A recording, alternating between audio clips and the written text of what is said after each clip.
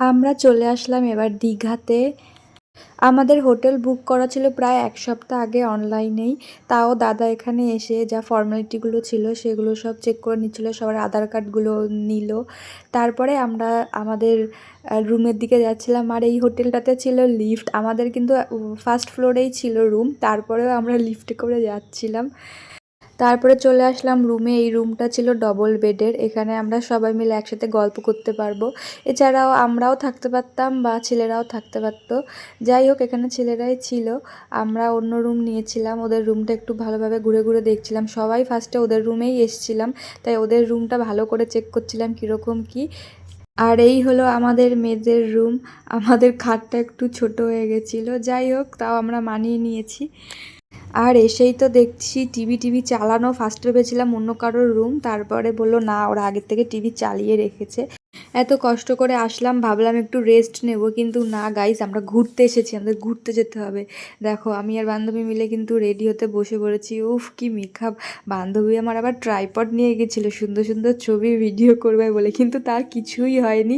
যখনই আমরা এটা ভাবি নিয়ে যাব আজকে, নিয়ে যাওয়ার হয় না। ও রুমেই পড়ে থাকে, মানে ও রুমে থাকার জন্যই এসছে, কোথাও ওকে নিয়ে যাওয়া হয়নি। আর এই দেখো আমার মুখটা তো একদম চকচক করছে, আর ওখান থেকে ঘুরে এসে এখন একদম কালো ভূত হয়ে গেছি। যাই হোক, তারপরে বাইরে বেরিয়ে পড়লাম সানগ্লাস পরে, কারণ বাইরে ভীষণ রোদ। আর এই যে আমার বান্ধবী, কেমন লাগছে ওকে বলো। আর এই যে আমাদের দাদাদের গ্যাং, ওরা আগে আগে হাঁটে আর আমরা পিছনে পিছনে হাঁটি। আজকের এই ভ্লগ থেকে তোমরা দুজনকে নতুন দেখতে পারবে, দাদা আর বৌদি। এই যে হলো বৌদি। ওদের কিন্তু প্ল্যান সেই হোলির থেকে, ওরাই মেন বলতে পারো, অনেক দিন থেকে প্ল্যান করে আসছে। কিন্তু মেন যখন আমরা মন্দারমণিতে আসলাম তখন ওরা আসতে পারেনি একটু প্রবলেমের জন্য, কিন্তু ক্যান্সেল হয়নি, দীঘাতে চলে এসেছিল। তারপরে আমরা সবাই মিলে কোথায় আসলাম বলো তো? এটা হলো সেই দীঘা উদয়পুর, যেটা খুব ফেমাস। যতবার দীঘা এসেছি উদয়পুরে এসেছি, এইবার উদয়পুরটা একটু অন্যরকম লাগছিল, কেন জানি না, এবার একটু ফাঁকাই ছিল অন্যবারের থেকে। আর এখানে এসে দেখছি অনেক নৌকা, এই পাশটা থেকে নামা হয় না, অন্যবার একদম মেন সাইড ওই পাশে নামি, এবার এই পাশটায় আসলাম। আর এসেই প্রথমে সবাই মাছ টাছ দেখছিল কে কী খাবে। ওদিকে সবাই মাছ দেখতে ব্যস্ত, আমি আর বান্ধবী চলে এসেছি একটু পা দিতে সমুদ্রের জলে।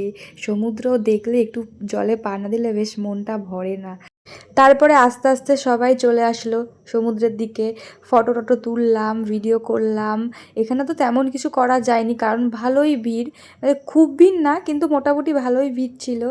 আর তারপরে দেখো আমি ভিডিও করছি আর সব দাদারা আসছে। এবার আমরা এখনও কোনো সিট বুকিং করিনি, আমরা এবার মাছ টাছ কিনবো, তারপরে সবাই মিলে এক জায়গায় বসবো। প্রথমেই চলে আসলো গরম গরম মাংস, দেখতে একটু অবাক লাগছে না? উদয়পুরে কিন্তু সবাই মাছ খায়, আমরা মাংস। এখান থেকে একটা কাকু যাচ্ছিল, মাংসটা নিল, কত টাকা কি নিয়েছে আমি ঠিক জানি না। এখানে আমরা 2-3 প্লেট মাংস খেয়েছিলাম, তারপরে আমাদের মাছ অর্ডার করা হয়েছিল। এই যে মাছ, কি মাছ সেও আমি জানি না। তারপরে তো বললামই মাংসটা ভালো লেগেছিল, তাই আবার মাংস অর্ডার করেছিল দাদারা। এদিকে তো মাছ আসতেই রয়েছে। এটা হয়তো আমুদি মাছ ভাজা। তারপরে সামনের থেকে যাচ্ছিল আইসক্রিম, দাদারা আইসক্রিম খাওয়ালো। এখান থেকে লোকরা আসছিল, বলছিল একটু ম্যাসাজ করে দেবে কিনা, কিন্তু আমাদের টিমেতে অনেক দাদারা আছে, তাই না, ওরাই কাফি আমাদের ম্যাসাজ করে দেওয়ার জন্য। তাই দেখো এখানে দাদাকে দিদি ম্যাসাজ করে দিচ্ছিল, এদিকে বৌদিকেও ম্যাসাজ করে দিচ্ছিল ভাই। ও তো মুখ দেখাবেই না, মুখ দেখাতে লজ্জা পাচ্ছিল।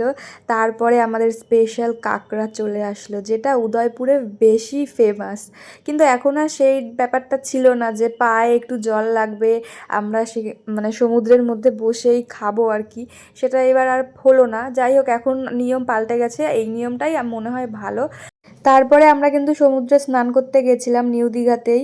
সেখানে আর কেউ ফোন নিয়ে যায়নি বলে ভিডিও করা হয়নি। যাই হোক, তারপরে আমি আর বান্ধবী চলে আসলাম রুমে। আর আমরা এই যে আমাদের দুপুরের খাবার খাচ্ছি সন্ধ্যার দিকে, বাড়ির লোক দেখলে তো গালাগালি করবে, কিন্তু এই তো মজা, তাই না? ঘুম খাওয়া দাওয়া এসব বাদ দিয়ে মেন কথা ঘুরতে হবে, ঘুরতে এসেছি আমাদের ঘুরতে হবে।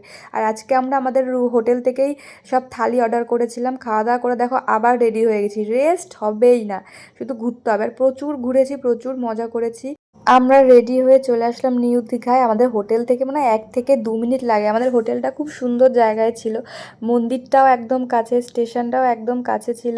তারপরে এখান থেকে জিনিসপত্র দেখছিলাম, কিন্তু আমাদের হাতে আর একদিন ছিল, তাই সেমন জিনিসপত্র কিনিনি। ভেবেছিলাম পরের দিনকেই কিনবো, কিন্তু পরের দিন কি হলো সেটা পরের দিনের ভিডিওতেই দেখাবো তোমাদের। আর এদিকে তো জানোই নিউ দীঘাতে কীরকম ভিড় হয় সন্ধ্যাবেলাটায়, যেন মনে হয় একদম মেলা বসে গেছে। আর এখানে এসে দেখছি বাচ্চারা কি সুন্দর এইটা কিনে ওড়াচ্ছে, কোনো ফু দিতে হয় না, অটোমেটিক হয়ে যায়। আগের বছর এসেও আমি কিনেছিলাম, আমার বেশ ভালো লাগে। তো প্রথমে কিছুক্ষণ সমুদ্রের পাড়ে বসেছিলাম, আর আজকে কিন্তু আমরা খুব অল্প লোকেই এসেছিলাম, প্রায় 4-5 জন মিলেই এসেছিলাম, আর সবাই রুমেই ছিল। আর দীঘাতে ভিড়টা দেখো, মনে হচ্ছে যেন মেলায় এসেছি। দীঘায় সব সময় মেলা লেগে থাকে। আর এদিকে এসে দেখছি অনেক রকমের মাছ, তারপরে মাংসও বিক্রি হচ্ছিল এই পাশটাতে। এই দোকানটাতে অক্টোপাস বিক্রি হচ্ছিল। তারপরে আমরা এই চিংড়ি মাছগুলো নিয়ে নিয়েছিলাম, চিংড়ি মাছ ভাজা, আর এই চিকেনটা রোস্ট করেছিলাম। এগুলোই আমরা রাতের জন্য নিয়েছিলাম।